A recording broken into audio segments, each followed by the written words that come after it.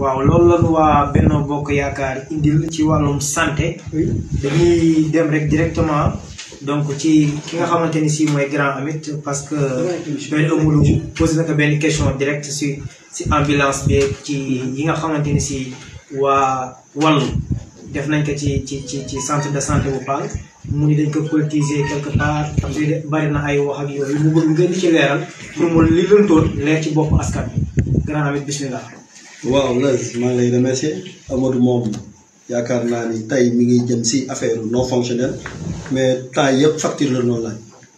temps yëpp dañoo laaj facture ambulance bi dañoo laaj facture mel na ñun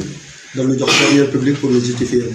tey bàyyi nañu loolu ñoo wax ci affaire fonctionnalité bi dama ne tey jii même bu ko indiwoon jour boobu mu paal sa jour ba def na geste boo xam ne si ñëpp tànqam woon na du moom rek moo dëkk ci dëkk bi ñu ko fi ëpp mooy junni yoon di promettre naan ay ambulance médicalisée yooyu yëpp da ngay commencé si li nga am sa doole moom dooleem foofu la toll bu jënd ambulance même bu fi defee ñetti fan am na parwaay yu rendre service te Paal apprécié nañ ko indiloon ko groupe Paal lañ ko indil te Paal tey boo génnoo def micro trottoir ñoom ñëpp dañuy d'accord ni ambulance ba muy ñëw ñun ñu soxla nañ ko lool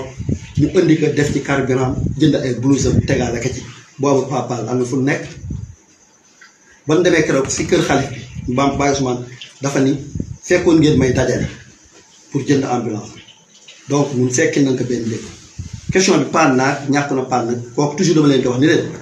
ñun mën nu nekk juge et partie dem leen sa district sanitaire ba am ngeen interlocuteur bu ngeen ma laaj ndax bu ngeen laajee ñun xëy na li ngeen dox bi mu doy donc machine la paan na mais li am importance mooy bi ko Paal soxlaa moom rek moo yëkkati loxaam ñi fi promettre ay ambulance médicalisée 42 millions 52 millions boobu anañu te am na ñu ëppale Cheikh Diop dama ne nit ki da nga koy gërëm dafa d'abord ci li mu def bu defee lii tey bu ëllëgee bu nekkee maire mën na indi ambulance médicalisée ndax wala suñu ku lay yee jox la ndékki boo nee daa war nga gëm pourquoi ñuy xaar ba falu di dimbali dispensaire bi ak structure bi te am moyen tey jii boo demee si département yi si région yi tey jii seen directeur yi nekk si kii ñooy dimbali ñooy jënd seen kii ambulance li tax ñuy xaar kon bu nu falul lu defal Paal dara dama ne loolu nañu bàyyi loolu bu fekkee intérêt Paal moo tax ñu jóg nañu bàyyi ay loolu Cheikh nañ ko gërëm benn sàmm la bu nekk ca polo di góor di ñaq di dundee ñaqam loolu amoon na ko yóbbu këram tabaxee ko état wala mu lekk ak ginaar comme ni ñëpp def mais dafa ñëw jënd ko ambulance le Paal gërëm nañ ko ci te gërëm Paal la doon soxla ak ngërëmu xale bi. merci beaucoup Père Amadou boo amee loo ci sànni rek. waaw li ma ci sànni doom solo c'est-à-dire je voulais juste rétablir la vérité parce que ambulance bu ñu koy wax lu fonctionnellement parce que ambulance je crois que ni su ko ay nit yoree ba xam ni amatul njariñ dañu war a taxaw pour Paal am ambulance comme ni ko Fass amee état bi jox ko comme ni ko Raw amee comme ni ko Sakal Ndawas yeneen i dëkk yi mais je pense que ni ambulance dafa bari lu ci lëndëm moo tax débat bi ñu ko ci indi mooy surtout c'était pas pour résoudre le problème des évacuations mais surtout c'était pour benn pub politique donc on est dans la politique Amit damay rebondir que ni am na loo xam ne ku ci nekk mënoo substituer l'état le directeur de la journée su ko neexee bañ jël xaalisam jënd ci ambulance mais jënd ambulance aussi c'est pas une raison pour nga ni yow yaa gën a bëgg ñeneen ñi dëkk bi mais pour revenir un peu ci Ndiaga par rapport ak Moustapha Mbaye je pense que Moustapha Mbaye moo fi nekkoon président conseil départemental ku commencé gis Paal donc kooku boo ñuy laajaat pour ñu jàppale ko je pense que ni kooku aussi war nga xalaataat moi je pense que le directeur de la région Paal Guiré na tur Guiré na mais c'est pas ce qui est important taxawaayam moom solo mënul nekk ci posture bi mu nekk am relation yi mu am ak Mansour Diaw fexe ba indi une ambulance à Saint-Louis à Fass te moom amul capacité boobu donc je pense que ni pendant 5 ans il est sur le terrain il est en relation directe avec le ministre Mansour Faye indiwu fi dara bi ñu ko laajee ci affaire poste santé bi dafa ni ça fait 2 jours laay doog yéeg ni Paal ñoom duñ fi fajoo donc je pense que du woon souci ñun ñi nga xam ne suñu yitte la woon même on n'a pas de moyens mais ñun on est dans le réalisme c'est-à-dire duñu promettre lu ñu mënul duñu promettre lu nga xamee ne mënul nekk en temps kii les gens pour le moment ils ont besoin d'être soignés te loolu ñun ay délai yu court lañ ci dugg def mooy d'ici 1 mois dinañu fexe ba kenn dootul dem face ñu fari mooy organisation bi manque ci centre de santé ñun loolu la ñu taxaw pour mu jag ba pare ñuy doog a am ay case de santé feneen wala tabax feneen wala délocaliser li fi ne am personnel am ay vraiment lépp lu mu laaj pour mu dox rigueur rek moo manqué ñun bu ñu commencé ci loolu la ñu jublu ba pare mooy doxal li fi ne ba pare doog ay conseil ñun ay gestes yu ndaw lañu bëgg a teg pour doxal dëkk. ok merci beaucoup Père Modou sa gis-gis par rapport ak débat bi soulevé wu léegi. man barewuma ci gis-gis parce que man pour man quand il y a au niveau du centre de santé benn ambulance je me dis c'est tant mieux c'est vrai que am na à un moment mu am benn toor ambulance bi panne bu panne ñu réparé ko te xalaat aussi parce que kii aussi ce qu'il a dit c'est dans tous les programmes c'est-à-dire que ñëpp bëgg nañu am ambulance parfois on va de step by step c'est-à-dire que léeg-léeg nga bëgg étage amaguloo étage nga am benn néeg en attendant ngay am étage donc débat boobu man du ma ci sore parce que sama gis-gis mooy lu bare étape par étape lañu koy régler te un parois muy ëmb bi jéey di moor di njaga di ñoom amit ku ci indi doonte benn sparadrap la je te dis merci. Ndiaga dégg nga li Père Modou wax donc nee na ki nga xamante ni si moom ngay digal waa Fall ñu fal ko moo fal woon te boobee ba tey Fall bi su boppam mu dellu si waat ni sa leader di monsieur Modji Gaye am na relation yi jaw am mu ni jaw indi na ambulance Fall pourquoi pas moom donc loolu yaakaar naa ne yow mi def teewal li indi ay leeral. merci beaucoup Sow vraiment li mu wax yaakaar naa dafay confirmer rek ak di joxe dafay confirmer man li ma wax ak raison yi am si moom moo tax le directeur de l'AGEROUTE dugg ci politique. benn pour répondre ci maître Moustapha Mbaye damay wax ni dañ naan xalam ko dajul fépp mais am na lu mu jot def ci Paal ci côté éducation yooyu te mën na ci yegg si après pour ñu wax ci li mu jot a def bu fekkente ni ñun sunu candidat la muy le directeur de l'AGEROUTE gëstu lan moo xew ca case de santé bi pour tëgg programme bi nga xam si moom la soxla ci centre de santé bi loolu moom moo waral moom mu xam ni comme ni ko waa Paal ñëpp nemmi ko ñu bëri amuñu woon information dëgg-dëgg que ni médecin bi est-ce que dafa demoon de manière provisoire nañ ko yóbbu woon parce que xam ñu wax naan dañ ko yóbbu de manière provisoire ca centre de santé pour mu nekk fa intérim alors que moom gëstu na ci ba am ci ay information si gis nañ xëy na peut-être li ñuy wax ak li nga xam si moom moo am bokkul te benn moom du maire nekkul woon itam ci politique kon bu demee ba gëstu ba xam ni que kii dem bi mu dem jaarul mu commencé mu ni moom dina ci def li ci war pour moom mu delsi pour mu delsi wala bu ñu indi fi koo xam si dana fi toog kon yaakaar naa li ko war ma ngi koy def quant à nag relation yi mu am ak Mansour mais relation yi mu am ak Mansour danga naan kon bëri ci démb la bi mu duggee ci politique la commencé am relation ak Mansour moom ingénieur la directeur la bi mu nekkee ci Ablaye Wade gis ngeen ko temps Ablaye Wade la nekkoon directeur gis ngeen que li mu mënoon mu koy def mais ku ne xam ne ni état yi nekk actuellement fokk nga dugg ci politique nga engagé wu nga jël sa nga rayante ba jël sa mairie bu ko defee su boobaa di nga mën a xeexal population fépp fu ñu séddalee nga mën a dem jël mais su fekkente ni nag da nga kenn dafa nekk ci mairie bi bëgg kenn dem di ko xeexal donc yaakaar naa loolu du doon li nga xam si moom mooy position bi nga xam si moom moo gën a confortable donc ñun daal li ñu jàpp mooy que doomu Paal yi bis bi ñu demee ba fal def ko maire su boobaa mën nañ ko laaj ay compte ni ko yow kat dinañu fal sunu maire pourquoi sunu santé wala sunu éducation wala sunu leneen que doxoon ci dox yi ñu ci war wala boog damay jëli cër bi nga xam si waa Paal war nañu ko am. merci beaucoup Ndiaga donc dañuy desaat ci yow rek ngir duggaan ci beneen point gannaaw ba ñu waxtaanee faram-fàccee wàllum santé temps bi mi ngi njëkk moo tax dañuy dem rek bu gaaw incha allah donc éducation Ndiaga wala éducation yéen waa Benno Bokk Yaakaar donc lu ngeen ëmbal askan wi bu ngeen joxee mairie bi.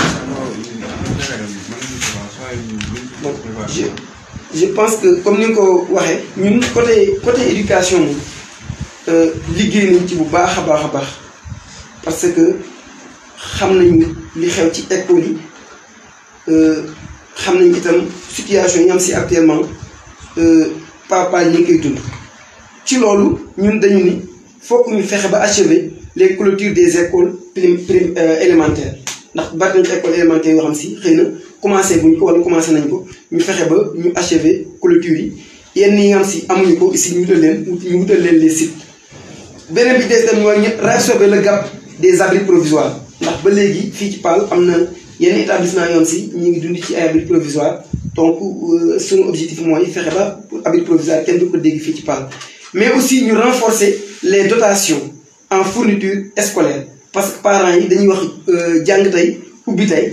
te malheureusement dañuy gis ni parents yi dañuy am peut-être yenn jafe-jafe ci fourniture scolaire ñun daañu jéem fexe ba di leen accompagner en fourniture scolaire parce que loolu rôle mère la. beneen bi tey tam mooy ñun daañu relancer les programmes d'alphabétisation parce que jigéen ñi ku ci jàngul français ku nekk war nañ la mën a ak jàppale ba nga mën a jàng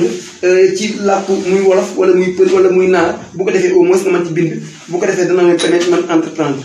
mais itam daañu essayer daañu fexe ba appuyer l'enseignement franco-arabe et les daara parce que daara yi ku ne xam ne itam dañu bokk ci éducation donc foog ñu appuyer ne ak école franco-arabe yi. fas yéene nañu itam ubbi beneen CM fële ca Grand Pal pour permettre non seulement population bi di nekk Grand Pal lëf école yi fa nekk ñuy mën di comment dirais-je fexe ba école CM bi nga xam si mu ngi nekk marché bi ñu fexe ba nga xamante si moom tam effectif pléthorique yi daañu ko mën a wàññi mais itam population bi duñu sonn pour bu ñuy jàngi mais aussi renforcer le lycée en salle mais itam salle yoo xamante si dana permettre lycée bi mu gën a mu doon lycée boo xamante si un lycée digne de son nom comme ni ko ay Ndande amee comme ni ko ay comment dirais-je comme ni ko ay Kébémer ak yooyu amee loolu ñu ngi ciy liggéey mais aussi daañu assister dem étudiants yi en logement daañu fexe ba ni ko maire yi defee ñun ñu fexe ba étudiants yi mën a am logement digne de leur nom mais itam ñu fexe di leen appuyer ci en restauration parce que ku nga xam ne ku ne étudiant xam ni soxla na la ñuy wax ay ticket mais aussi mieux former les jeunes parce que centre de formation ñu bëgg nañ centre de formation professionnelle te ku ne xam na ni état bokk na ci ay programme kon donc ñun mën nañ dem ba xeex centre de formation yi maanaam fii ci Paal xale yi képp bàyyi jàng ñu mën a dugal ci centre de formation yi bu ko defee ñu mën la former. merci Yàlla donc liñ dugg ci nag da xaju ci cindi la ko wolof di waxee waa dégg ngeen donc waa Benno Bokk Yaakaar li ñu fas yéenee def bu leen joxee dëkk bi ci wàllum ñàngal dañuy dem rek gëstu waa PELT ñu wax ñoom seen gis-gis ak seen mbébét ci wàllum ñàngale bu leen joxee mairie bi incha allah ñoom ngeen jéego lañ ciy def. voilà bu ma permettre ma revenir un peu en arrière sur le plan de la santé parce que fii képp ku nga xamante ni dugal nga sa loxo ci santé boobu mënu doit nga ci fekk. En période de Covid, c'est Mamadou Wade qui était aux avant-postes. Moi, je suis ils étaient trois. Il y avait Mamadou Wade, il y avait Seydou et Ibrahima qui départ. Mamadou Wade était le plus pertinent avec Seydou parce que nous avons un accès groupe ak ñom jaay kura voilà dem di fanani ci àll bi pour que ñu bañ a Covid donc ñooñu on leur doit beaucoup de respect on leur doit aussi féliciter leen jàppale leen tey jii daf ko bëgg mais encore sur le plan de la santé Mamadou Wade bëgg na ñu favoriser la mise en place d'une autre pharmacie dama ko fàtte cette pharmacie parce que benn pharmacie la ñu am à Paal parfois nga dem fa guddi pharmacien bi ñu la tëdd naa donc s'il y a une concurrence dana favoriser vraiment nit ñi parce que pharmacie à tout moment dafa war a fonctionner ndax feebar bu day bette de pour en venir à l'éducation ñun xalaat nañu defaraat école le cadre de vie des écoles école Paal tey boo dee jóg di dem di solu di war di jàngi da nga war a dem ci école bu nga xamante ni école bu jekk la bu rafet la et loolu c'est pas cher ça ne coûte pas très cher ñu réorganiser waat école bi maanaam fexe ba cadre de vie bi ñu defaraat bu ñu ko defaree nag jokk dotation bi nga xamante ni moom lañ leen di defal chaque année au niveau des écoles xalaat nañu aussi réhabiliter l'école de Xabaar gis nañu l'état de l'école xam nañu ni y avait un programme qui était là bu nga xam dafa doon jàppale l'école de Xabane mais malheureusement jusqu'à présent on n'est pas arrivé à ça ñun bu ñu faloo bëgg nañu jàppale école Xabane boobu pour ñu réhabiliter ko ba mu mel na yeneen école yi mais bëgg nañu aussi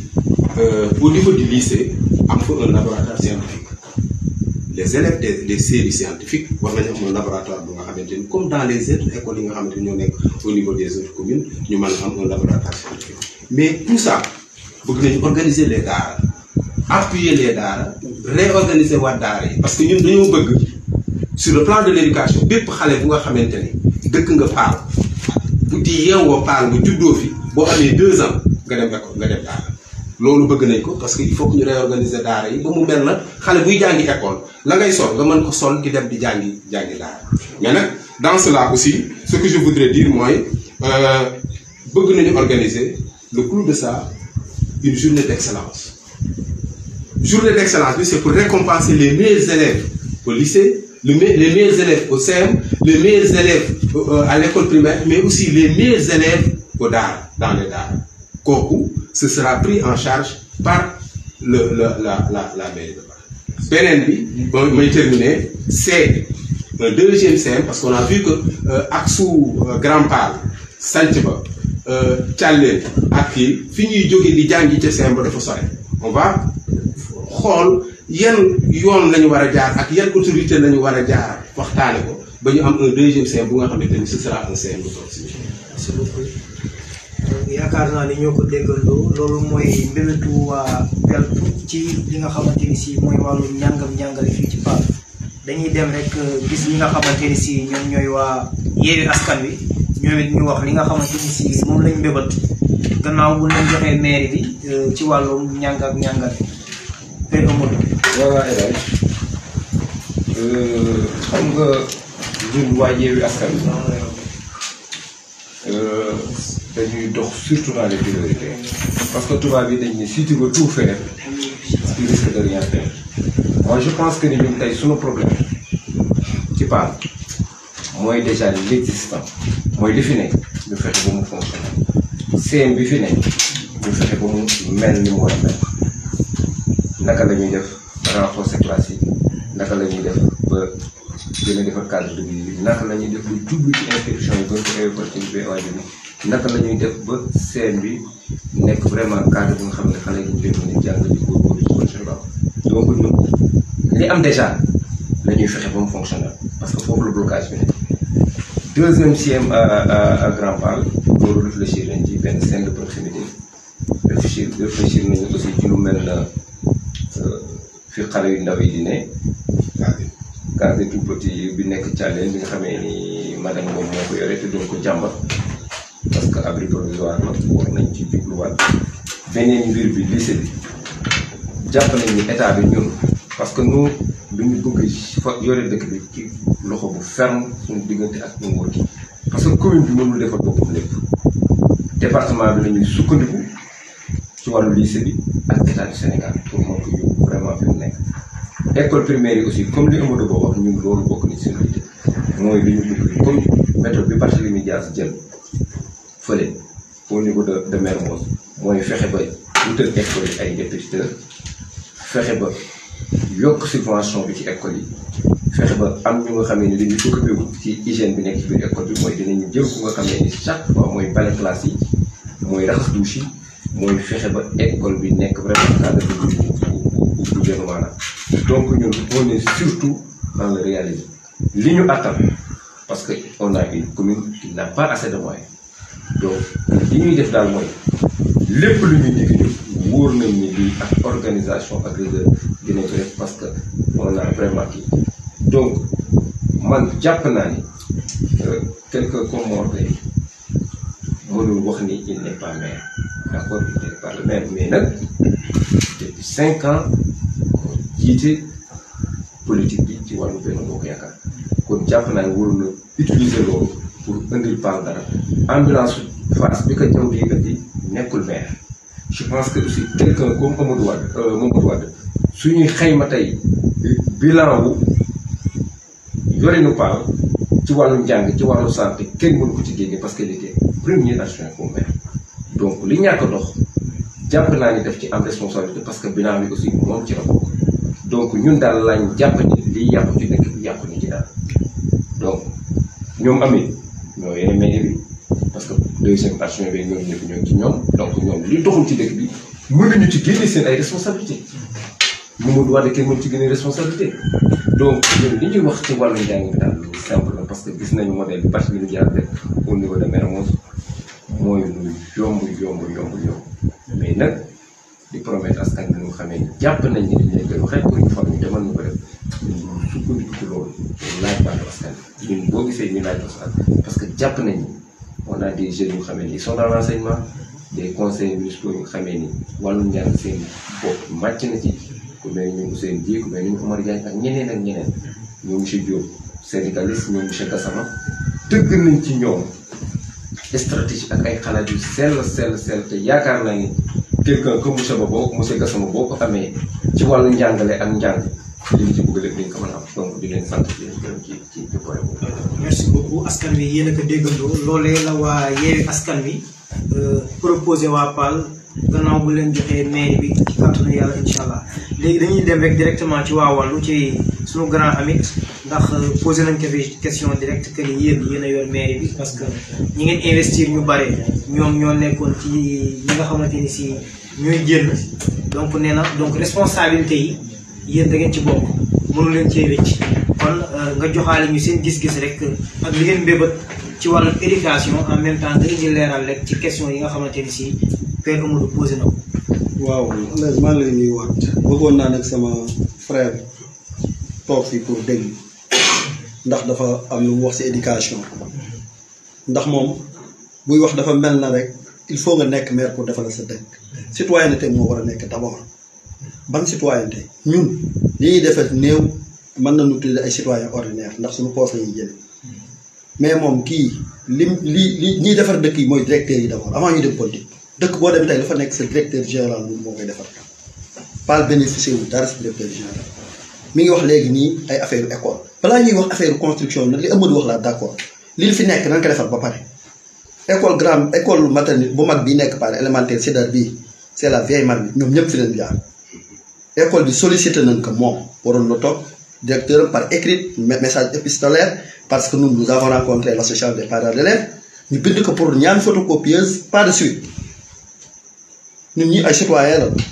bien vrai que démarqué woon na si politique mais ñun ami dans camp de ami d'enfance boo xam ne si école la njàng réflexion nañ fa benn bloc Cheikh Abdou Karim Diop moo leen may photocopieuse ci xaalisu boppam veille examen lañ ko may ñu apprécier ko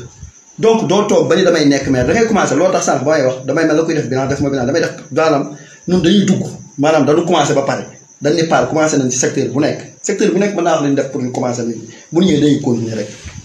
même bi toog mi ngi wax lycée bi daan fa def lii mais barki dem directeur am ñëpp dégg nañ ni mu lycée bi ceebu jën la ceebu jën kay loo fay tabaxaat leneen dara kon kay boo ñëwee da ngay éliminer bool boo te defar maafe wala nga def suppu kaay. est-ce que du lii amélioré. waaw boobu amélioré rek lu mu mën a door gis nga noonu bàyyi PAL waaye nii ndax amoon na possibilité la route bii jógee tàkk jëm Grand PAL ñoo ko réalisé loolu rek moo nañ ci jël tabax ci école PAL bi parce que dañuy gis toujours ñu koy def tali fu mu jaar daan nga dimbali dispensaire wala def fa dara donc ñoom waa Benno Bokk Yaakaar mën nga wax PAL lu ñu gëm parce que ñoom duñu maire mais ñoo gën a puissant maire defuñu dara ci dëkk bi même sans kii bi wax éducation bi rien fait dara keroog bi ñuy def journée de d'investissement émission lycée bi proviseur bi moo neenu si demande yi ñu def réponse bi ñu bind yi yëpp benn yi moo réponse moo ñëw favorable muy Cheikh Abdou Karim Diop tey ñuy wax naan ay dañuy tabax fee dama ni bu ñu nax PAL wàññi amoon nañu possibilité def lépp ci PAL defuñu dara ci PAL. est-ce que bind nañu waa Yewwi ak waa PEN. waaw d'accord mais bind nañ ko moom damay wax rek man attaqué ma waa Yewwi dama ni man dama ci am source sûre bind nañ leen bu ngeen weddee ngeen def micro trottoir ngeen def école rencontré kii parce que investigation yi yéen a koy def bind nañ ko sans suite il n'a pas répondu pour jël photocopieuse ñoo jël photocopieuse bu dee ci problème mu kii bi nu mu tudd construction bi muy wax nii miire école yi déjà maire bi commencé na ko miire école Grand PAL rek a des te budget génn na gars yi daan ko miire c'est vrai Amadou ñun duñu exclure aussi kii bi parce que am na partisan maire yu nekk si ñun ñu assumé ko nag ndax ñoom école yi ñoo ngi ciy def ba waa école yëpp miire nañ leen ba mu des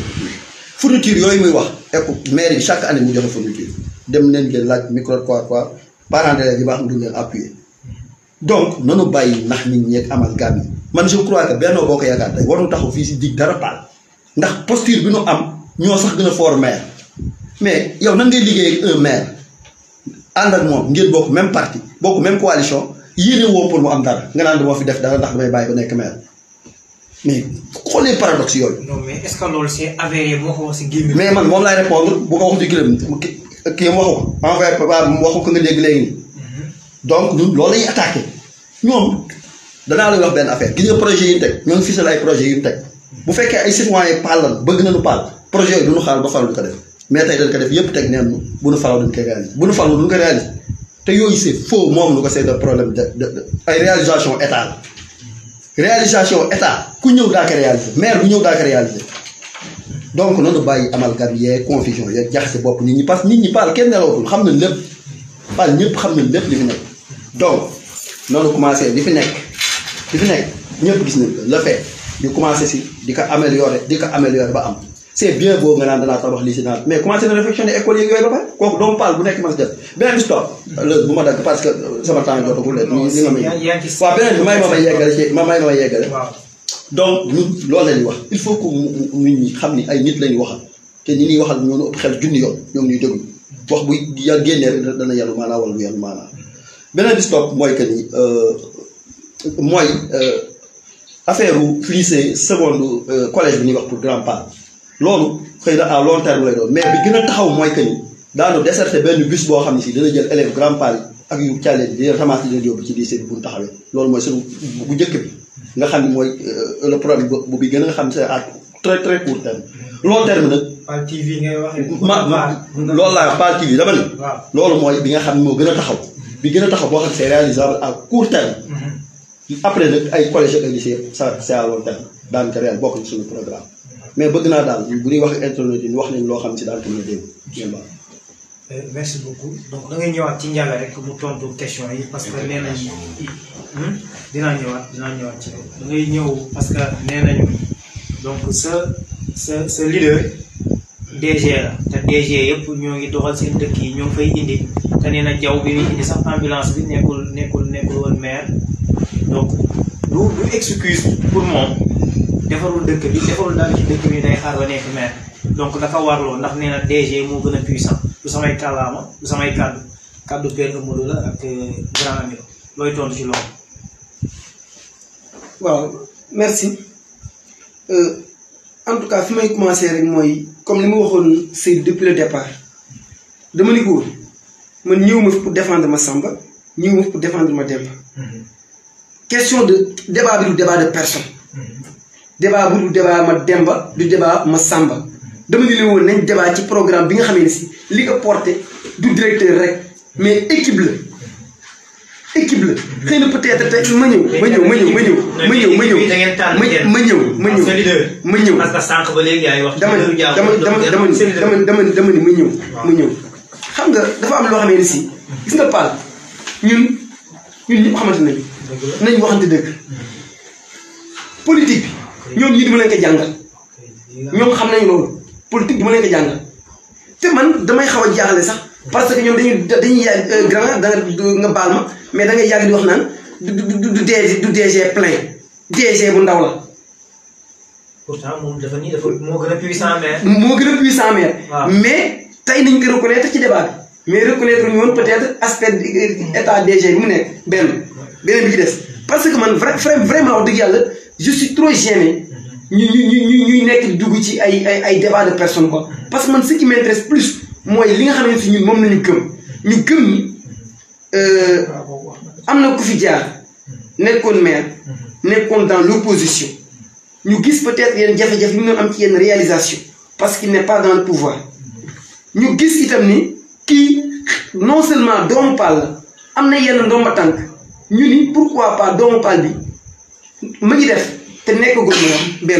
beneen bi itam mooy jege na état beneen bi itam mooy président gëm na ni li mu soxla ci Paal mën na ko te itam dimbali na président ci lu bëri ndax gagné na 3 élection kon ñu jàpp ni kii bu ñu ko joxee sunu mairie war na mën a def lu bari beneen bi ci des mooy yéen a ko wax comparaison n'est pas raison directeur yi ngeen di wax seen dëkk boo fa demee dañ leen dooleel ba état gis leen ba jox leen ndomba tànk ba tey lu ñu dem di xëccu état dafa leen di ngay jox parce que nag am na foo xam si jaar nañ fa ak président wala jaar nañ fa ak ñi nga xamante si ñi ngi yor pouvoir bi moom nag loolu la gis waa Paal ni que yow la parce que Benno Bokk Yaakaar ñoo ànd gis ni le seul profil bi nga xamante si peut-être moo mën apporter Paal tey dara moom la doomu Paal yi nga xam si itam kenn ku ci nekk tey ji nga nekk ci ginnaawam yow yaa ngi employé ay doomu Paal yu bëri nga waroon mën a jël maire yi war a mën doon candidat ñoom ñëpp ñu teg lépp lu ñu nankoon ci suuf ni kii moo war mën doon le candidat ku dee di consensus les cadres yi nga xam si ay doomu Paal lañu ñoom itam di jël seen téléphone di ko woo ni que tey ñun gëm nañu yow mii suñu la porté ak jege bi nga jege xam nga bëgg démb dañuy def benn meeting koo xamee ni si dafa bokk ci conseil départemental bii di génn mu ñëw jël ay carte ni yàlla rek ma tax di wax dama dikk nuyu président ci seen benn audience bu ñu amul mu ni bi ma ko nuyoo mu ni ma sant ba ma ne ko Ngom mu tu viens d'où ma ne ko de Paal mu ni que woy Mor Gueye Gaye mu ni lii la ma président wax donc lu mel noonu Paal su ko amee tey moom rek di ci jariñ mais doomu Paal yoon si cadre lañu yëpp ñun gëm nañu ni su fekkente ni kii jàppale nañ ko tey jii ba mu nekk maire parce que grand ami je suis trop gêné parce que yow boo toogee Grand Paal di woote ni man doomu Grand Paal la waa Grand Paal jàppale leen seen doom xam nga kon donc lu gën a garaaw loolu am beneen bi ci des mooy su fekkente ni yéen jàpp ngeen ni yéen da ngeen jàpp ni balaa ay kenn defal kenn da ngay defal Grand Paal ba pare kon pourquoi pas aussi pouvoir balaa ñuy defal kenn aussi duñ defal ñu àndal ba pare bu fekkente ne logique boobu la rek kon war ngeen gëm ni candidat bi baax candidat bi yóbbu Paal fa nu bëgg moom mooy ki nga xam si moom moo ànd ak pouvoir ku ne xam ne opposition amul lenn loo xam si war na ko mën a am ci pouvoir ci doole pour war a mën a yóbbul dëkk fu fa soxla waaw. je pense que ni tontu na dinañ ci ñëwaat pour ñeneen ñi mën ci apporter. nga baal ma nag nga baal ma nag am na yenn considération comme je l'ai dit à Seydou. buñ ci dee dugg man du ma ko continuer parce que man je ne suis le griot de personne. débat de personne moom. du ma ci dugg je le dis clairement. du débat de personne. débat de personne parce que Ndiaga ñëwuñu ni Lamine Dieng parce que Lamine Dieng yóotuwul mairie Macky Sall yóotuwul benn mairie mais opposition bi fu ñuy wër di campagne di nga dégg tur Macky Sall ñu koy yàq lu mel ne xam dëgg loolu dëgg parce que yéen a nekk au pouvoir mënoo wax ba nit ñi duñu dal seen kaw benn affaire bi. moo di mais Lamine c'est toi yow yaay répondre man Lamine non Lamine yow yaay répondre non question non c'est-à-dire Lamine xam nga au départ man je disais que il faut une personne neutre moom kilifa la non je disais une personne neutre mais su ma déggee ni Lamine waxee Lamine depuis le début pourtant on avance. On avance, tu n'as pas à se justifier. Pourtant, bi ngay jënd maa la jëlal na.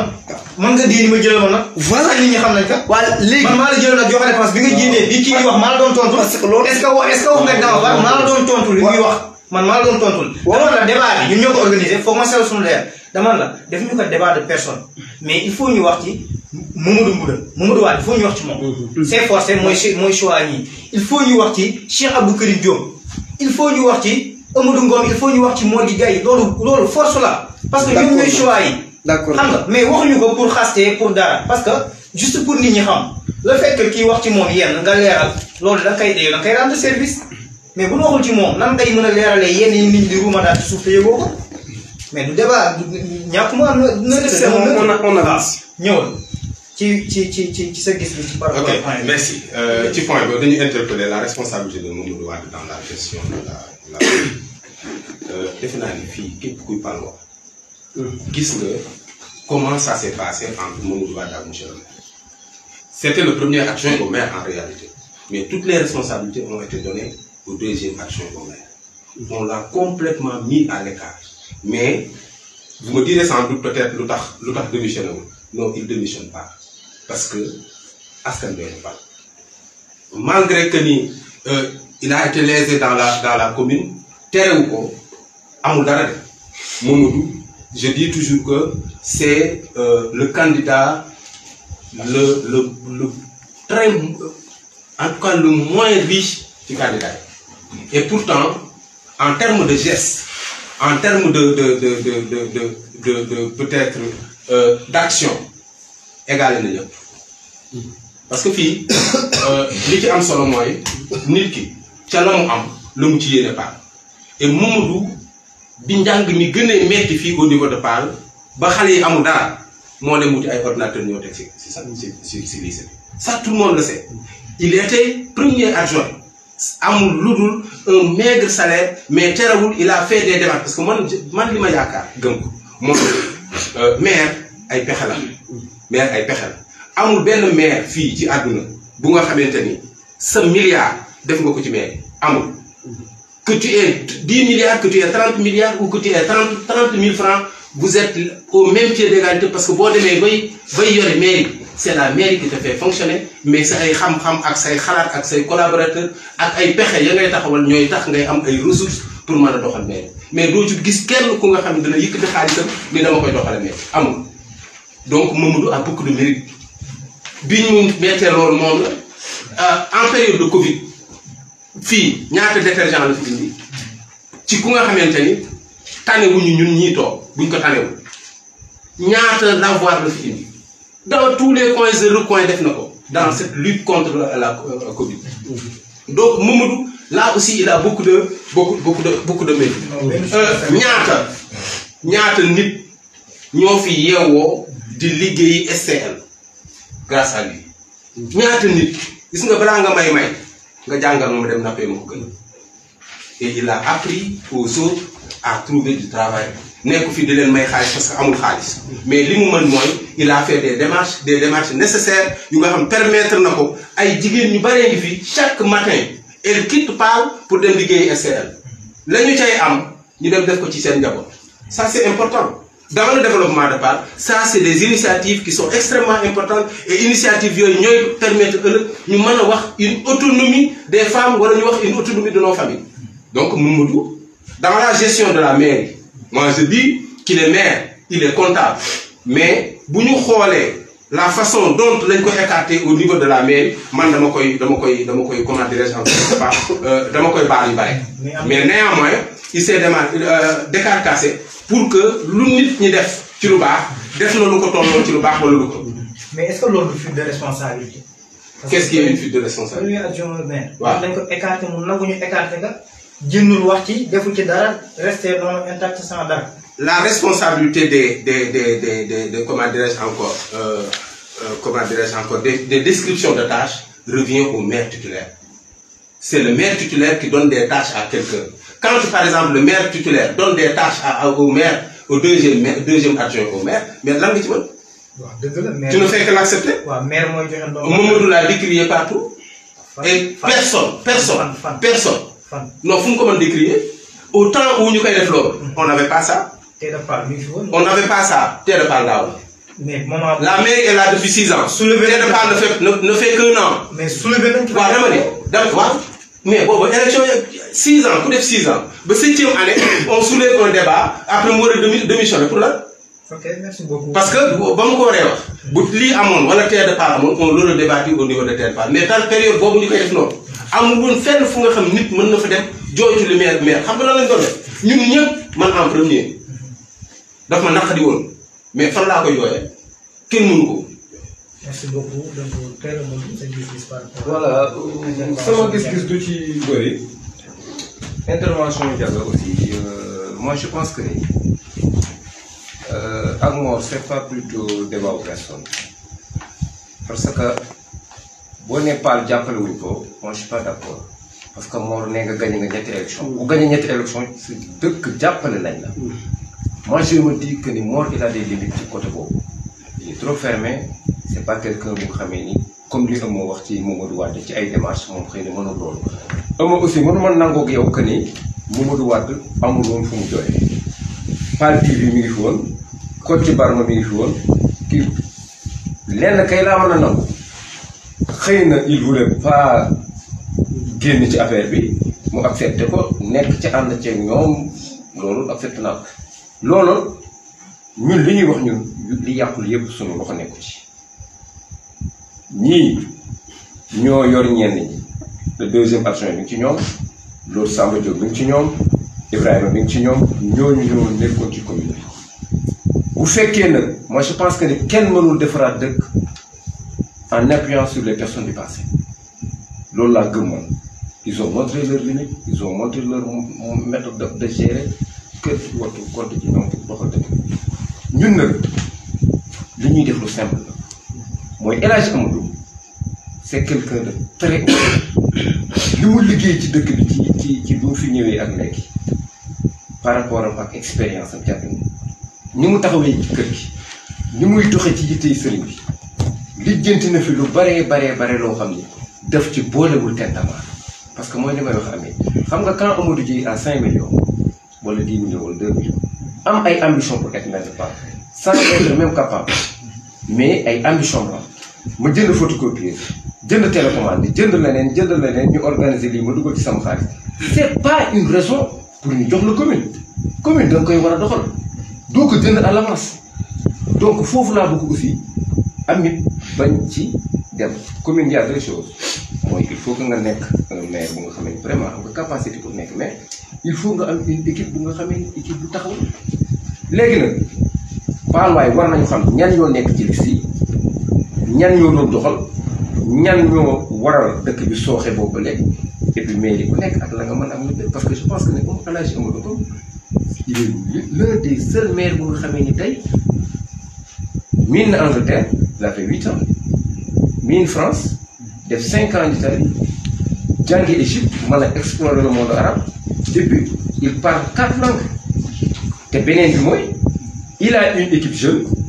dynamique compétente ba pare jub parce que mooy base doxal dëkk mooy intégrité. waaw mais juste pour une question quoi. donc El Hadj Amadou il a beau explorer le monde. mais expérience am Paal. waaw moom lan ngeen ñu mën a jox lu ñu téye. expérience am Paal mooy li ma la wax. El Hadj Amadou peut-être depuis 2 ans 3 ans il est là. lépp lu ñuy doxal ci kër sëñ bi ci administration territoriale loxo moom la xalifa bee fi nekkoon moo doon ndawam xalifa bii mooy ndaw lépp lu fi dox ci dëkk bi mu ci ndox ci courant ci santé ci leneen ak leen dugal na ci loxoom bu wér mais xam nga dafa am ñaari nit yu ñoom dëkk bi am na nit ñu fi réaliser yu bare te kenn jéegu ko par exemple quelqu'un comme Vieux Gueye def na fi ay gestes yu mag a mag lii ëmma di wax nii def na ko pour xale yi moi je me dis que ñun li ñu fas yéene mooy bis bu ñu jotoon commune bi ku mel na moom la ñu jël moom sponsorisé lu mel na prix xale yi mais mairie bi du jël ay moyens di parce que on n'a pas suffisamment de moyens ñun ay nit ñu nga xamee ne dañu cosaanoo ci dëkk bi bëgg dëkk bi am ay moyens dañu leen bëgg utiliser comme ay relais. incha allah merci beaucoup donc grand bi boo amul dañu jàpp. waaw bon damay wax sama frère ni que complexe Macky Sall amatul ay ku ñëw fii président toog naan ooy moom Mor Gueye ñu ne ko Mor dafa doon ni que Mor Gueye est là à part il n'a rien fait pour yaakaar naa complexe yi boobu moom amatul ko franchement parlant ku jógee président de la République ñëw naan ooy Mor Gueye loolu ban njariñ la amal ça c'est pas débat. yaa ko débattre rek ooy Mor Gueye la ban njariñ la amal Paa waaye boobu ni sa pardon complexe suñu ay président yooyu même si toog mooy Amadou yow da nga ni sa am El Hadj Amadou ki laa exploré le monde arabe Angleterre ak yooyu te ñëpp xam na ne monde arabe ñoo dàkk dimbali nit ci àdduna seen zakat yi rek nañu tabaxee dëkk yu boobu mais El Hadj am ba mu nekkee foofu li tax xalaatul woon ni moom am na dëkk bu ñuy wax Paal mu appuyé aussi si lool si connaissance carte d'adresse boobu mu indil Paal benn doom boo xam ne dañuy El Hadj Amadou indil na ko Paal jël na Égypte wala jël na Koweït wala jël na Qatar.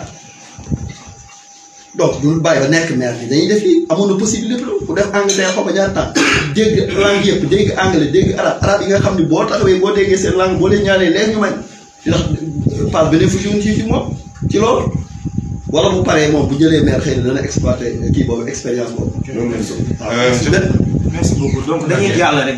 directement. pour ndax li guddi ci njàngal la ñuy jëm. waaw man li may wax par rapport à l'expérience de El Hadj Amadou Ngom. C'est vrai qu'il a fait l'Europe, il a fait l'Angleterre, il a fait tout. Mais si c'est cela un critère pour faire nit maire, mais les Modou de Paal ont fait tous les continents. Donc bu boobaa Cheikh Diop n'a pas à se présenter Mamadou Wade n'a pas à se présenter Mor Gueye n'a pas à se présenter bu boobaa dañuy dajale ñu nekk Modou à part on en fait une équipe qui dem ci àll ak feneen ça n'a pas d'importance ce qui est important c'est ce que l'on fait pour sa communauté ce qu'on est capable de faire pour sa communauté mais aussi pexe yi ñu mën a am pour que la communauté war a mën a jëm kanam. Merci beaucoup donc dañuy jàll ci nga xam ne si mooy ci yow laa jëm si Ndiaga ci yow laa jëm si ci yow laa jëm si di nga ko wax léegi dañuy jàll ci Ndiaga nga def nga revenir ci lii ensuite directement. non je laisse là-bas je laisse après ci mën nga jóge woon léegi. waaw mais ci yow laa jëm man bul fàtte ci mën nga jóge woon léegi éducation. waaw da ngay terminer fii enchaîner pour ñu am temps. ci éducation ci mën nga jóge woon léegi pour voilà donc pour wax rek nii man am na yoo xam si du ma ci sax bëgg di tontu parce que ku ne xam ne ni ñun suñu candidat du vanté wu suñu candidat ku ne xam ne du vanté wu ku ne xam ne suñu candidat naxul askan wi parce que ñun xam nañu la xew suñu candidat itam nag ku ne xam ne ni tey ji su fekkoonte ne nangu na lépp luy complot yaakaar naa ginnaawam dina diis beneen bi ci des mooy dañuy côté ku taxaw naan monsieur Mor Gueye n'a rien fait loolu la ko waroon wax ñun loolu dinañu xaw a jaaxal parce que mooy li may wax rek tax ku taxaw ci kaw goudron bi ni kii kër defu fi dara mais dinañu xaw a jaaxal yaakaar naa itam jigéen ñi du ñu wax loolu ñi nga xamee ni si itam ñëpp kër xalif bi nga xamee ni si da ci am programme bu am solo ñoom boo fa demoon tey jii duñ nit ki def fi dara kon yaakaar naa ñun yor nañu candidat boo xamee ni si gëm nañu ne tey jii Fapal war a dem ci émergence moom moo ko war a indi kon yenn kii yi ñun wax dëgg yàlla duñ ci tontu quoi ñun on est à l'attente au temps de l'action mais pas la parole. mais complot boobu noonu complot ñoom ñooy complot. waaw. on avance. moo gën. merci beaucoup Ndiaga yaakaar naa ni indi na ay leeral. comme temps bi daf ñu xoj complot bi duñ ci mën a wax mais après du ñuy gëstuwaat la ci suuf. pour mu leen ci bopp askan wi. dañuy jàll rek ci ñaari poñ parce que léegi dañ koy boole par ñaar temps bi ñuy xoj. dañuy boole économie ak sécurité yéen waa Wallu économie ak sécurité lan ngeen ci ban partie ngeen koy bàyyi ci seen programme. waaw man toujours rek damay am fierté ñu may laaj ci programme par sécurité sama frère grand Pall la dëkk amoon na ay temps problème mu vol de bétail lëmbee grand Pall ak Pall yëpp Cheikh Abdou Karim Diop ñu tax ban fa taxawalee benn sécurité mu jëndal leen ñaari moto pour sécurité pour la sécurité jëndal leen ay lampe torche jox leen 100 000 francs pour dotation carburant docteur Seck professeur Seck mi nga xam ne mi ngi suñu liste bi di professeur agrégé en médecine jox leen 100 000 francs pour ñu jënd ay bottes de sécurité grand Pall keroog sàcc bi nga xam ni moo lëmbee woon réew mi muy Isma te waa gendarmerie abattre ko fële ci Elton bi mu doon cambriolé grand Pall lañ ko jàpp dàq cerné ko kër jàpp ko livré ko kii dem na ba daaru sax ñëw nañu pour inspiré wu ci modèle sécurité grand Pall te loolu yaakaar naa ni Cheikh Abdou Karim Diop moo doon moteur moo doon bailleur ci sécurité bi ci économie noonu dañ nekk ci économie rurale boo xam ne ci jigéen ñi ñoo ko porté gis naa ñu fi indi ay financement ak ay di ko tente di def ay tentamar te Mamadou Wade dugal na fii 500 millions boo xam ne si man bénéficié woon naa te kenn tente tenta bi nag kii banque bi moo déplacé mu ñëw caution ba yëpp presque dañ ko apporté de main Mamadou Wade def na loolu te taxawul tëgg ay salat mais ñëw di jox fànn 50 millions non dama jóg 50 millions la wax dégg pardon amul wax jërëjëf merci gis nga te amul tëgg amul tama amul salat yow nga ñëw ne da ngay dem jigéen ñi teg ci intérêt tëgg di woote di tàccu di fecc te somme bi ba tey libéré woo ko sax à 100% donc nanu bàyyi nax Pall Wade Cheikh Abdou Karim Diop ci côté boobu dafa ni moom dafa gis ni bor boobu liñ ko ci interpellé liñ ci fay dafa bare donc banque yi dimbali wuñu jigéen ñi mais dañ leen di sonal ndax xaalis yi ñuy jël da ngay jël 100 000 francs te amoo loo ko mën a def pour mën ci fay. demoon ci programme bi mu gën attaque bi. waaw excuse waaw bon il faut ma sànni xeer léegi bi nu defee loolu Cheikh Abdou Karim ni moom li mu préféré mooy jël si poche boppam pour dimbali femme mu génnee 600000 jox ko regroupement wu képp bu Fat Diallo appuyé ko 200000 regroupement DER 200000 tailleur yi association des tailleurs 200000 Grand Pal 200000 TAC donc mu ni moom loolu la bëgg def te incha allahu rabbi dana continuer loolu di ko def pour jàppale leen def seen pañ yi daf leen ko may gratuitement pour wëlbati ko liggéeyal seen bopp ndax xëy na apport et mieux Pal am na benn banque am bu fi nekk banque yaay jàll ñëpp xam na banque bu crédible taxes yi fi nekk yëpp moo leen financé man su lay sama xarit la wax na ma expliqué lu pourquoi ngay dem ba génn yow préférence locale nga war def ba pare pour suqali Pal yaay jàll xaalis boobu mu indi man naka demee génn si même condition yi ka banque ba lay yónni banque ba la jógee Dakar banque bi nag dégg naa xaritu seen xarit la ñu indi ko fii pour ñu am bénéfice yi waa Pal waaye mais je crois que kuy dimbali Pal d' abord banque Pal am banque locale boo xam ne ki ko jiital ñëpp xam nañ que ni modèle de développement yaay jàll Pal gépp d' accord nañ ni femme de développement da nga ko war booster boo ko financé tey jii mën nga booster boo jëloon ci banque am tey mën nga booster mais économie bi du génn ci dëkk bi en même temps femme nit lu ngeen bëgg mu lebal leen donc man yaakaar naa ni sunu économie fii lañ ko mën bâtir ba pare si à travers les marchés luuma yeeg yi lañu amagum ay tendance te jigéen ñi ñoo porté économie bi l' économie rurale jigéen ñi ñoo koy porté actuellement leneen des nag mooy que ni da ngay jéem a wut lu mel na marché bi peut être c' est mal organisé da nga koy organisé ba peut être xëy na taxe rurale yi nga xam ne waroon na ci génn ci ñoom waroon génn war na délocaliser marché bi da nga ko war a délocaliser ne serait-ce que pour sécuriser les populations ndax fii ay concession la nekk diggu concession la nekk ay kër xale yoo xam ne dañuy génn di jàng dugg seen kër yi di laal jaww si kaw table marché yi di gis loolu c'est une bonne image bu bon la donc li ñu préféré mooy délocaliser marché bi génnee que jéem a wut ay cantines yoo xam ne si paluwaay daal ci mën a fay ñu xam taxe rurale yi lan la ñu def ko de manière claire et limpide nga xam ni règlement de reddition des comptes day am. merci beaucoup dañuy ñëw ci waa Yewwi Askan Wi seen programme ci wàllu sécurité ak économie. voilà ñun ci wàllu sécurité. idée bi ñu ci am pour le moment mooy fexe ba vraiment brigade de gendarmerie am ci dëkk bi di saytu sécurité nit ñi parce que presque partout dans toutes les communes du Sénégal loolu moo fa am boo demee Sakal moo fa am boo demee Ngër Sarr moo fa am donc ñun on doit être ferme avec l'État li ñu yayoo muy sunu àq dañu fas yéene Alaaji Amadou comme un petit fils de Mame Rawane utiliser cachet xalifa bi dem lijjanti loolu ba mu sotti parce que loolu daal lañu yaakaar ne mooy solution bi mais comité yooyu gis naa ñu bari ñu ko créé mais du fonctionner lu yàgg parce que organisation bi mooy poser problème gis naa ñu ko créé un peu partout am na xel mais du yomb daal du kër beneen bi nga xam ne dama ciy def mooy un peu damay interpeller amee parce que il est un peu contradictoire ci li mu wax ci financement yi parce que da nga ni Mamadou Ngouda indil na fi ay financement nga nangul ko kon da nga ko war a nangul jagal ñun dañu gëm ni am na beneen modèle bu nga xamee ni moo gën a noppal nit financement parce que ñëpp xam nañ ni banques yi taux yeeg yooyu dafa donc daal yaay jàll liggéey na ci lu rëy ñëpp gis nañ ko yàgg na fii dimbali nit ñi et tout mais daal jàpp naa ni jigéen ñi li leen gën a mën a dimbali mooy former leen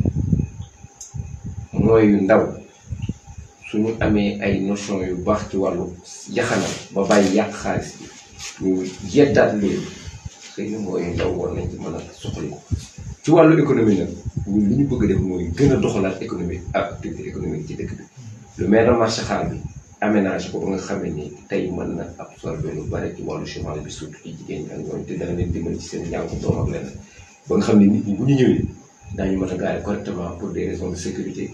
fexe aussi ba def fa ay lampadaires solaires ba nga xam ne même la nuit day fonctionner même ak yeneen i bu leneen ñore ñu mën ko fa jaay marché bi dañ koy réménager taxes yi ñu liñ ci réfléchir mooy ñu fexe ba ñuy fay ay forfaitaire maanaam at mi mais yi nga xam dañuy toog fii jaay kër yi dèjà ñu defaral leen fii ba nga xamante ne ñu jóg ci naaj bi mais yi jaay sox ñëpp nga xam ne depuis at yu bari ñoo ngi fi ñu leen di fayloo benn taxe bu nga xamee seen forfaitaire et annuel mais moo gën benn jigéen moo xamee ni benn boolu soq la chaque fois nga koy fayloo 100 francs donc dans le mois dafay fay 33 000 francs dans l'année elle paye au moins loolu dafa jafe par rapport ak borom bitig réfléchir ci patente yi réfléchir ci activité économique yëpp am nañ ci ay idée li ñu gën a fas yéene def nag mooy fexe ba Paal nekkat une commune agricole parce que Paal dafa war a delluwaat ci bay di dunde loolu jitte la Ousmane Diop liggéey na ci liggéey bu sell bu rëy ay xalaat yu baax a baax donc loolu sàmm gi ak yëpp def activité économique yi nekk Paal yëpp daal ñu tënk nañu ko liggéey nañ ci benn document boo xam ne ci la ñuy sukkandiku pour doxal. merci beaucoup yaakaar naa ni ñoo ko déggandoo loolee mooy xalaat ak yéene wu waa Yewwi Askan Wi ci wàllum koom ak wàllum kaaraange dañuy dem rek ci waa PELP ñu wax ñoom tamit lu ñu mbébatal askan wi ci wàllum koom ak kaaraange gannaaw bu ñu leen joxee mairie yi incha allah. du PELP c'est PELP. PEP. Donc je commence par la sécurité. Comme ni ko ñëpp waxee effectivement Paal moom ñëpp xam nañu dañu war a am brigade de gendarmerie. Et nous allons nous atteler à ça pour que très rapidement ñu am une brigade de gendarmerie. Mais aussi bëgg nañu renforcer l'éclairage public. Parce que boo waxee insécurité su éclairage amul insécurité day gën a bari. Donc bëgg nañu renforcer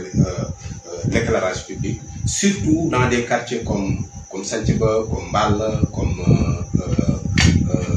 comment dirais-je encore, comme Thialène, comme Grand Paal. Donc mais aussi axe bi nga xam ne dafa jógee route bi jógee fii ci marché bi jëm ba Grand Paal aussi bëgg nañu éclairage bi taxaw foofu bu baax a baax. Ensuite avec l'éclairage solaire bëgg nañu wut éclairage solaire pour éclairer la route nationale. Donc aussi dina baax pour la sécurité bu Paal. Mais bu may wax en termes d'économie. L'économie à Paal repose sur 4 paliers. Sur l'agriculture, élevage, transport ak commerce. Am naa yaakaar ni ku bëgg développer Paal ces 4 là il faut nga développer mais malheureusement dañu am une contrainte qui est extrêmement forte c'est l'exiguïté bi nga xamante ne Paal ci la nekk. Quand tu veux développer l'agriculture il faut nga am suuf Paal suuf a ko tuuti moo tax ñun dañu ne la première chose à laquelle moom la ñuy attaquer c'est l'acte 3 de la décentralisation pour que ñu yokk les frontières reculer les frontières de Paal pour permettre à Paal mu am suuf parce que fi mu toll nii ce qu'on a vu mooy ni suñu amulee suuf. waaw bu ñu amulee suuf ok dinañ ci dellu si on reviendra sur ça économie bi dafa laaj suuf agriculture dafa laaj suuf bi fi nekk actuellement boo ko defee si agriculture am na yeneen yooyu war a mën a def lu nga xamante ne dootoo ko mën a def comme par exemple parcelles yi ñu war a def parcelles yi nit ñi war a dëkk boo ko joxee nit ñi pour ñu bàyyee ko nit ñi dootuñu amul fu ñu dëkk alors que kër yi fees nañu dellu donc ñun loolu mooy suñu premier tour. Ensuite, on a dit, par exemple, au niveau de l'agriculture, il faut revaloriser l'agriculture au niveau de Paal. Il y a beaucoup de choses qui sont chères actuellement. Pourquoi? Parce que l'agriculture ne fonctionne plus. Produits inutiles, petits xar yi ngay yar. Ngooñ mi ngay utiliser fan lay jógee dans des villages yu nga xamante ne c'est dans le Louga ou bien dans le Fass. Paalwaay yi bareetul ñu nga xamante ni ñoo ngi bay pour sax mën a fab seen ngooñ denc ko mën a adonné wu à un élevage de qualité. Donc loolu jàpp nañu ni war nañu filière boobu war nañu ko defaraat war nañu tout ça favoriser yeneen forme d'activité comme la pisciculture. Il y a des techniciens qui sont là, tout est faisable dans la vie. Il ne faudrait pas qu'on se résigne à dire que Paal amul dex wala dara mënuñu def loolu kay c'est possible. Et ça va faire des emplois pour les jeunes. Bu ñu demee aussi ci affaire élevage jeunes yu bari ñoo ngi def élevage il faut que nag ci élevage boobu ñu defaraat la race ñu foofu lañ ko jàpp. Il faut que à travers ñi nga xamante ni c'est des éleveurs yu dëkkul par exemple Paal et yi nga xamante ne am nañu des races améliorées il faudrait que ñu mettre leen en rapport ak suñu association des éleveurs pour que ñoom aussi ñu mën a améliorer seen race que ça soit la race bovine la race ovine ou bien la race sévère. Donc yooyu yëpp ñun xalaat nañu ko mais en relation avec les acteurs dañu bu fekkente ni yore nañu maire dinañu toog ak agriculteurs yi ñu xool nan la ñuy fexee ba redynamiser ce secteur bu fekkee yore nañu maire bi dinañu xam ak les éleveurs moo xam ni ñi dafa ay nag ñoo xam ni dafa ay fas ñoo xam ni dafa ñoo xam donc bu boobaa aussi ce sera inclusif dañuy toog ak ñoom ñu jéem a xool comment trouver une solution maintenant bi nga xamante ni c'est le nœud c'est le marché de Pâques idée bi ñu ci jëkk am mooy organiser marché organiser un GIE am nañu au niveau de Pâques am nañu au niveau de Pâques des GIE de jeunes des GIE ak des cadres de concertation cadre de concertation yooyu avec les GIE ñoom la ñuy jëkk jàppale pour que ñu yoreel ñu la gestion du marché parce que marché àjjuma war na mën a génne ressources yi nga xamante ni c'est assez suffisant pour que ñu mën ko rejeter waat au niveau de la population. merci beaucoup waa damay may ma àgg sur le plan du transport. donc sur le plan du transport. xalaat nañu da ngay kii léegi moom minute yooyu yokkal ko ñeneen minute waaw yéen a ngi dem ok vas-y. sur le plan du transport xalaat nañu une gare routière pour Pâques mais gare routière boobu il faut qu'on travaille avec les différents acteurs d'une gare routière pour voir est-ce que c'est opportun ou pas pour que Pâques am gare routière parce qu'il ne serait pas important aujourd'hui de trouver une gare routière à Pâques alors qu'en réalité gare routière amu fi njëriñ mais gis naa ni ñu bari dañu naan waa Pâques yi transporté yi dañuy wax gare routière Pâques gare routière de Pâques for am gare routière mais gare routière problème am mooy est-ce que bu Pâques amee gare routière dem bi ak dikk bi dina gën a gaaw que boo doon taxaw ci tali mais là aussi dañ ci defar avec les différents acteurs pour xool les tenants et aboutissants est-ce que c'est une opportunité ou ce n'est pas une opportunité mais gare routière bi njëriñ li mooy dañuy délocaliser tout ce qui est travailleurs du fer comme les mécaniciens ou bien les menuisiers métalliques yóbbu leen ci gare routière ba comme ça bu boobaa pollution sonore bi dana wàññeeku au niveau de la commune parce que gare routière bi ça va se faire au niveau à l'extrémité de Pâques donc loolu mooy li nga xamante ni moom la ñu waxoon si ba affaire agriculture élevage donc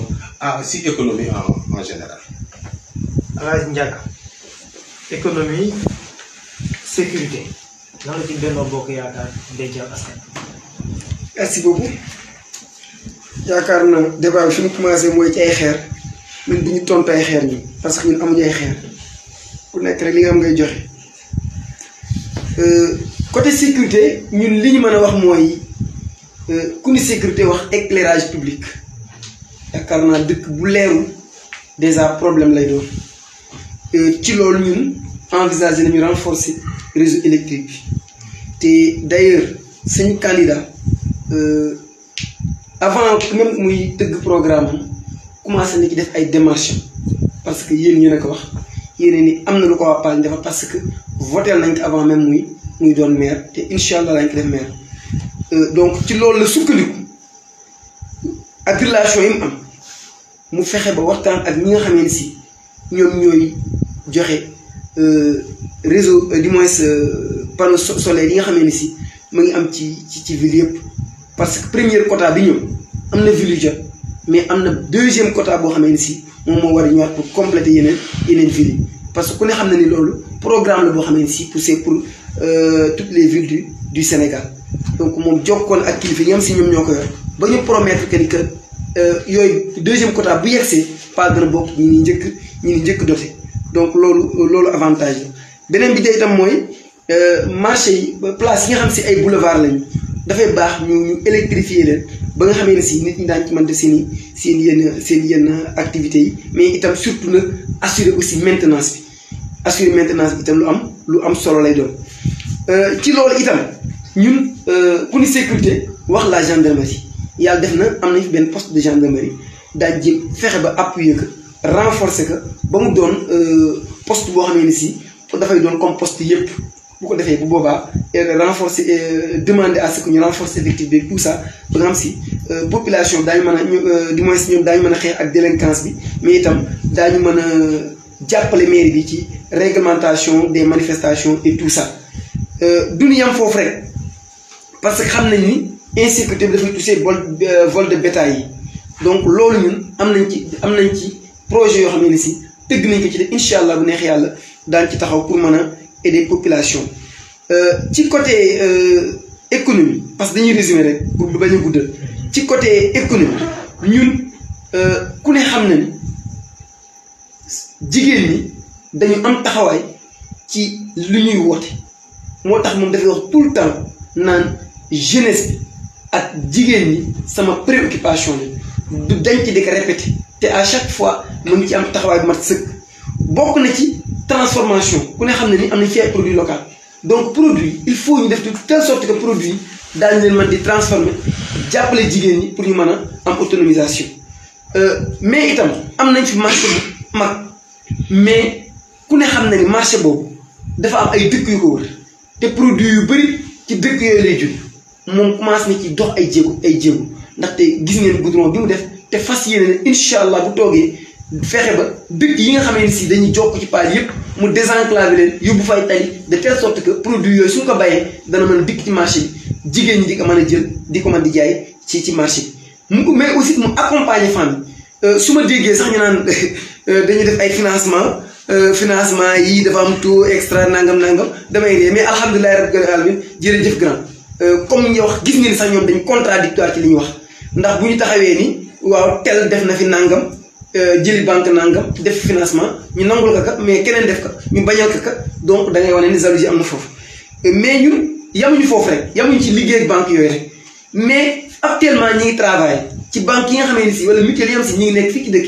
bi ñu liggéey ak ñoom de telle sorte que jigéen ñi kenn ku nekk du doon loo xamee ni si dañuy dem di la wutali mais yow yaay dañ lay jox ay moyens parce que ñun noonu lañ def ci ñun doon liggéey ak jigéen ñi dañuy dem fexe ba ñu tijji leen compte fexe ba permettre leen ku ci nekk compte bi nga am soo fayee ba pare da nga mën di continuer yow di gérer sa compte di fa leb wala di fa liggéey te kenn dootu ci amat regroupement du kenn ku ci amati benn intermédiaire mais itam ku ne xam ne ni jigéen ñi am na lu ñuy wax ay avec am nañ aussi ay faveur yooyu directeur déjà à chaque fois ci ay moyens yi nga xam si am na ko mu néew mu bëri mu ngi ciy dimbali jigéen ñi ñu ciy mën di suqali ko te fas yéene ne incha allah bis bu toogee dina appuyer faveur yooyu ak avec yooyu parce que xam na ni yooyu mu ngi jàppale jigéen ñi bu baax a baax donc moo tax mu ne moom loolu incha allah dana ci taxaw beneen bi tey tam mooy ci côté transport am na ci liggéey bu am solo comme gare routière boo xam si paal dina ko am mu permettre yeneen dëkk yeeg yëpp oto yi di dem di ñëw mais itam ñu xeex comme ni ko grand expliqué pollution sonore ba nga xam si dëkk bi dana yenn jafe-jafe yi dootu am ci côté transport foo bëgg dem di nga fa mën dem te du indi benn jafe-jafe xëy peut-être fi may tëjee rek mooy ci côté femme yooyu ma doon expliqué léegi femme yi muy jeunesse bi muy marché bi muy lépp bu fekkente ni ba ci sécurité bi loolu yëpp ñun dañu ci jiital ni pourquoi pas ñun ñu fexe ba ñu gën a impliquer la famille religieuse ci décision yi nga xam si ñu ngi koy jël ci conseil municipal bi ndax loolu danañu gën a mën a jàppale ci li ñu bëgg ci mbirum sécurité mais itam li ñu bëgg ci mbirum économie parce que Paal benn dëkk la bu ndaw mais buñ ko désenclavé rek ba ku mën a jóge Ross Béthio ba Paal di jaay sa produit wala mën a jóge ba Kër Massar di jaay sa produit wala yeneen dëkk yu mel ne ay bégaay ak yeneen dëkk donc yaakaar naa loolu dana gën a mën a dimbali jigéen ñi jërëjëf. merci beaucoup Hadj Ndiaga dañuy bàyyi rek comme ñoom ñoo amoon temps de parole bi gën a tuuti di def intervention par rapport ak ñaari points yi ak. voilà damay dellusi rek ci ñun programme yi ñu bëgg teg pour Paal. moo ngi chose concrète réalisable xam nga Ndiaga Mor depuis 2003 il est là désenclavé wu dara loolu aussi day daal di koy quant à lampe solaire yi. du maire nag ba désenclavé. wala moom depuis 2003 il est là. nekkul woon doon assuré projet yi di jaar ci moom dans le département dans la région dans l'action ci défaut bi jàpp naa ne pour mën a dara baax ci wàllu lu mu mënoon fi mu toll nii en tant que directeur de l'AGEROUTE bu nekkee maire amul mooy ñu nekkal nekk na kooku programme PUDC la war a doon wala programme état bi maire mënul désenclavé wala boog du yomb parce que amuñu budget quand même yooyu état bi moo koy def fi mu bëgg a dikkaat mooy ci lamp yi Mansour Faye lu ñuy def ni daf ñu fàtte on ne parle pas de deuxième phase ou troisième phase bi jot a am PAL représente li mu représente dans le département de Saint-Louis bu dul dara Alaaji Rawaay bi fi nekk PAL ànd ak Macky Sall ñetti yoon Macky Sall ñëw fi def ay promesse am Mansour Faye ñu octroyé que 2000 lampadaires mu yóbbu ko ba jàmmate indi ko PAL. Le débat c'est le candidat Mansour Faye ou bien c'est le candidat Mor Gueye. Donc je dis que c'est son temps de parole. Non mais dama ni mais aussi qu'on ñu limité débat bi.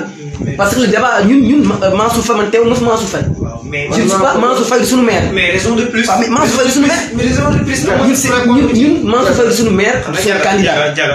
bu fekkee ne dañu bëgg. dama la bàyyi nga. d'accord mais dafa am na. mais nag débat bi dañu amoon ay conditions. mais raison de plus. tey ñu programme nga ni programme monsieur Mor Gueye man neewuma waaye Yewwi Askan Wi ca Ndar seen candidat lan la programme wala non c'est pas le choix. On ne parle pas de Saint-Louis. On ne parle pas de Mansour. On ne parle pas de qui que ce soit. ñun dañuy wax ci le candidat de l'APR qui est là. Quand il parlait de mort déggoo ma wax ci. Quand il parlait de mort déggoo ma wax ci. Je suis d'accord. suñu maire fa la ñu. non yàquma benn débat. non yéen a yàq débat. Mansour daaneelagul xam nga fu mu jëm bàyyi ko dama may déglu tuuti. bàyyi ko mu daaneel li ma bëgg a wax. grand. mooy soo dee wax deuxième phase. c'est par rapport à qui. Quand on le promet deuxième phase, c'est Mansour Faye. Moi, je parle de l'État. Donc l'État. Moi, je parle de l'État. Je suis d'accord avec toi. Ok. L'État avait promis deuxième phase. Première phase, il faut nous faire. Mansour Faye avait 2000 lampadaires dans le département d'Organton. Et c'est Mansour qui donnait. Bien sûr. Oui. Peut-être qu'il y a une information, mais moi j'ai l'information. Qui le connaît pas? Nous donnons jox zone yi nga xamee ni ci Ndar tey je pense que ni am na noo xam sax bu ko organiser woon war na ci mën a génnee 20 pour PAL bi mu ñëwee daf dem leen fàtte moom moo ko wax ki yorul koy du fàtte maintenant damay dikk un peu par rapport ak gare routière bi moi je pense que ni jàpp naa ni PAL war na mën a am gare routière lu mu toll pour des raisons d'ordre et de sécurité. Parce que y a trop de désordre boo demee fii ci tali bi gare routière jàpp naa ne li jàpp ci station Shell bi jëm ba ca kaw a kaw war nañ fi identifier benn site bu nga xamee ni dañ koy aménager en attendant comme fii arrêt la ñu utiliser ko de façon plus kii au moins dara di ko ñu doxal fi nga xam ne aussi manque mooy ëmb gare routière jàpp naa ne warul mën a ànd ak zone industrielle ñun projet bi ñu am ci wàllu woowu mooy dinañu xool fu nga xamee ni artisanat bi ñu bëri dañu fa mën a dem menuisier métal mécanicien yi menuisier ak yooyu parce que fu ñu mën a nekk bu ñu nekkoon Baxaas nit ñi dañuy leen fekk Baxaas parce que secteur yi ñi dañu xamul mais boo demee ci réew yi nga xam dafay dox pratiquement ñi nekk ci benn secteur yëpp dañ leen di regrouper faire ku leen soxla ci obligé nga dem foofu donc ñun li ñu xalaat ci loolu mooy dinañu defar benn endroit boo xamee lépp lu artisan soxla lépp lu ñu soxla ci artisan bi naka ko fekk ce qui fait dinañu jóg mbedd bi dinañu am fu ñu moomal seen bopp dina am ay toilettes dina am mosquée dina am salle yu nga xamee ni nit ñi dañu fa mën a gëstu mën a liggéey mën a kii beneen bi mooy dinañu fexe ba nga xam ne service technique lu mel ne ay village artisanal ak yooyu dinañ ñëw dañu ko defal ay modules de formation xalaat yu mel noonu la ñu am ci tailleur yi mooy créer une galerie bu nga xamee ne tey dafay développer ñaw bi dëggantaan parce que gone yi tant que ñoo ngi am ñu leen di former ci coupe ci réglage machine dana leen pousser ñu concurrence bi gën a tar ci ñoom seen niveau ci wàllu ñaw gën a élevé ba ñu mën a def vraiment comme li si yéen ñaata mën a ñaata war merci beaucoup. demoon nañu 4 minutes. waaw 20 ba 26. non non seen wax bi seen xulóo bi. 20 ba 27. non non seen wax bi. Amadou Omar bi interrompu. vas-y. waaw man si tailleur yi laay am ni fàttewoon naa muy lu essentiel nga xam ne def na ci déjà. créé nañu association des tailleurs ba jënd leen ay machines. yéen a ngi créé. association des tailleurs ñoom ñoo leen appuyé nañu association des tailleurs en machine. dañ leen appuyé en machine depuis en machine. appuyé leen ay machines. ba pare barki démb rek pour confection tenue yi scolaire yi dem nañ leen yóbbu leen si chambre de commerce ban jox leen ci valeur 13 millions man ngeen ko vérifier au niveau de tey beneen bi stop kan moo leen yóbbu valeur 13 millions waxaat jóg leen ko booleel mouvement ànd defar bu si boole suñu mouvement boole moom mu yóbbu leen foofu mu yóbbu leen fan vérifier si chambre de commerce chambre de commerce lan c'est la baal ma pare bu ngeen pare il faut l'expliquer là beneen bi ah déet mouvement pour la solidarité